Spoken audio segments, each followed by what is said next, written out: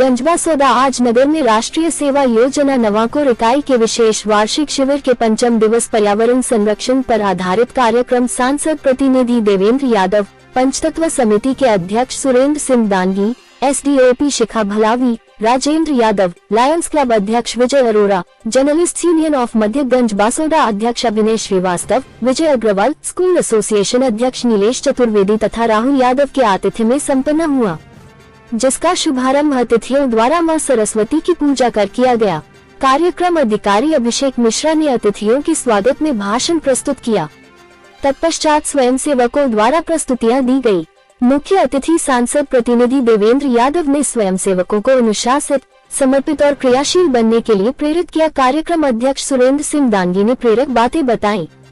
कार्यक्रम के द्वितीय चरण में एसडीओपी शिखा भलावी ने कहा, पुलिस से डरने की आवश्यकता नहीं है, पुलिस आपकी दोस्त है। कई अभियान लोगों को जागरूक करने के लिए पुलिस चलाती है। विद्यार्थियों द्वारा शिखा मैडम से अनेक सवाल पूछे गए, जिनका जवाब मैडम के द्वारा देकर विद्यार्थियों को संतुष्ट किया गया। कार्यक्रम अधिकारी अभिषेक मिश्रा और बालिका इकाई प्रभारी मेघा शर्मा द्वारा सभी अतिथियों को आभार पत्र भेंटकर आभार व्यक्त किया गया। संदीप रावत ने कार्यक्रम का संचालन किया। प्राचार्य शैलेंद्र कुमार दीक्षित ने आभार व्यक्त किया।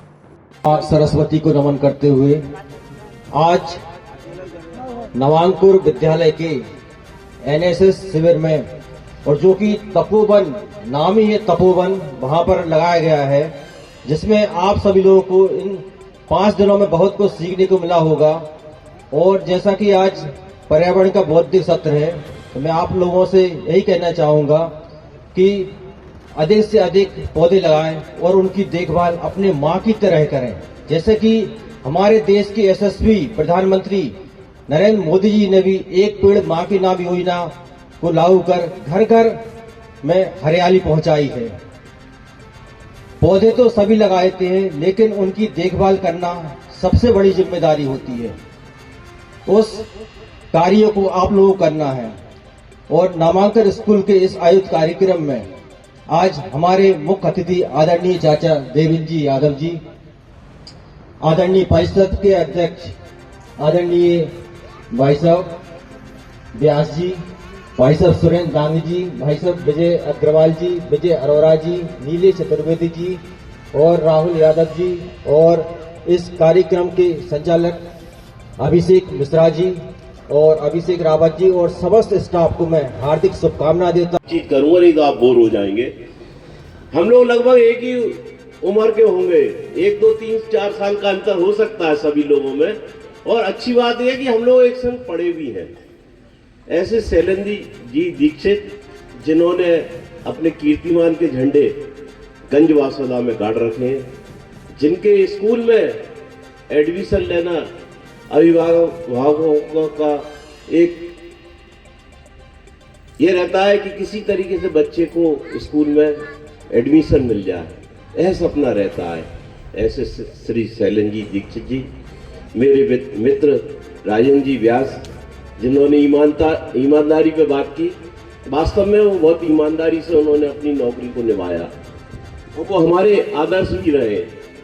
मेरे मित्र विजय जी अग्रवाल जी, जो मत्स्य विभाग में थे और सेवानिवृत्ति के बाद आज वो भी समाज में कुछ न कुछ अपना योगदान दे रहे हैं। अपनी हास्य प्रवृत्ति की वजह से सारे वासुदा में पहचाने जाते हैं। मेरे एक और मित्र विजय अरोरा जी, ये भी संग में पढ़े भाई हमारे। अभिनय जी मिश्रा जी और नीलेश जी धांसू, जो कि एक बड़े अच्छे कवि भी हैं। और ये अपना नाम गंजबासौदा नहीं, विदिशा भी नहीं, ये और दूरी पे बढ़ गए, ये राज्य स्तरीय कवि हो गए। और अपने हास्य क्षमता की वजह से ये लोगों के लिए अच्छी प्रेरणास्पद कविताएं गाते हैं। मैं उनको भी प्रणाम करता हूँ।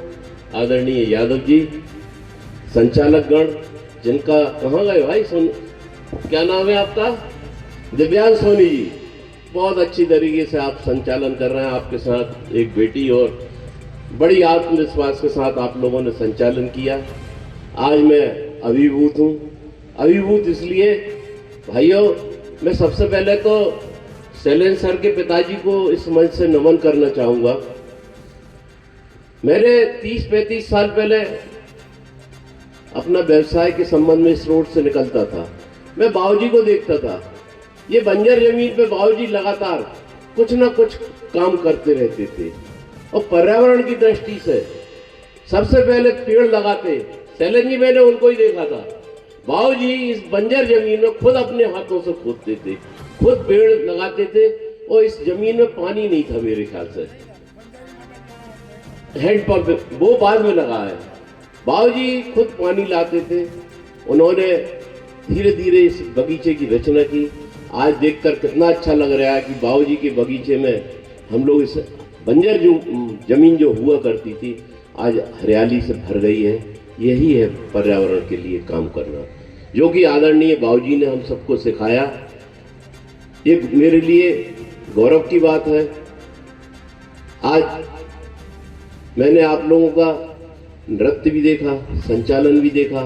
हमारे बैंड बजा रहे हैं भाई, बड़ा जोरदार बैंड बजा रहे हैं आप लोग। ये एनएसएस और एनसीसी की महिमा है और खासकर नवांकर स्कूल का अनुशासन है, जहाँ पढ़ाने के साथ और भी कई चीजें सिखाई जाती हैं। मैंने देखा हमारी कोई बहनें संकोच खा रही थी। अरे आप लोगों ने सबसे अच्छा डांस किया था। एक बार इन लोगों के लिए, आप सबके लिए तालियां बजा के दिखाएं आप लोग, जोर से तालियां, क्योंकि जिस आत्मविश्वास से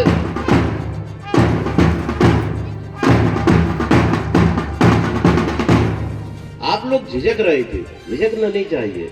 पीछे बहन बैठी है एक और, ये बच्ची बहुत इसने आत्मविश्वास के साथ अपना गुजराती नृत्य किया। मेरे को देखकर अच्छा लगा कि केवल एक मूर्ति के रूप में डांस नहीं कर रहे थे। हम देखते हैं डांस या नृत्य जब बच्चे लोग कर रहे होते हैं, जो टीचर ने सिखाया होता है वो वैसा ही डांस करते हैं, स्टेप कर रहे होते हैं। उनके मुख मुद्रा कोई भाव ही नहीं रहता है।